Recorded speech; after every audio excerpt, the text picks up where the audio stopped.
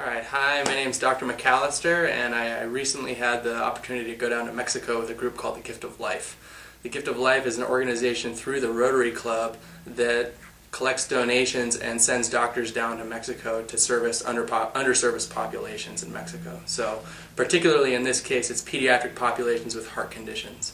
So every 2 years they go down to the capital of Sonora State, the city of Hermosillo, and they provide care for the children there, and will refer out for surgeries if necessary, perform tests in office, and routine checkups, maybe prescribe meds at the same time. So that's the group that I went down with. They're a fabulous group of people. Two of the doctors are pediatric cardiologists out of Tucson, really wonderful people. We had a bunch of support staff on hand. We had interpreters, we had volunteers from the local high school. People were so overwhelmingly happy to have us there and so appreciative, because these kids otherwise wouldn't get normal checkups, any kind of care. And in a lot of cases, these kids without proper care probably wouldn't last too long. So it's a fabulous organization. I would highly recommend people looking into it, and they do a lot of good work.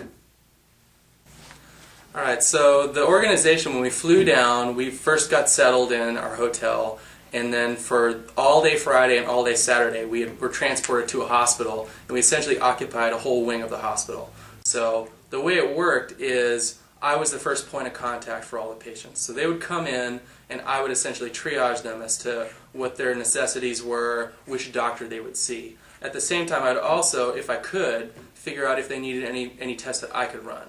For instance, I was given the task of running the EKG machine. So the kids would come in, I would see them, I would talk to them a little bit, either with broken Spanish or through an interpreter, and take their vitals, and then if necessary perform an EKG. Then go conference with the doctor about what they might need or how soon we need to see them, and then they would get filtered on to the doctor. So in the course of 2 days I saw 52 kids, which for me was unbelievable because I haven't had a lot of exposure to kids and I haven't had a lot of exposure to cardiology. But in the course of those 2 days I saw so many textbook amazing cases of cardiology pathology. So, different types of murmurs, different birth defects, different serious conditions, some more benign, some kids that needed immediate surgery, some kids that had already had surgery. So it was a really amazing experience to get that whole spectrum of cardiac pathology. And at the same time, the doctors that I worked with were excellent at sitting down with me and discussing the relevance of what we were hearing, the different findings, what it means if you feel a thrill on a child's chest. They were really wonderful teachers. I really couldn't ask for better support, and it made me feel so much more comfortable working with kids and with cardiology complaints.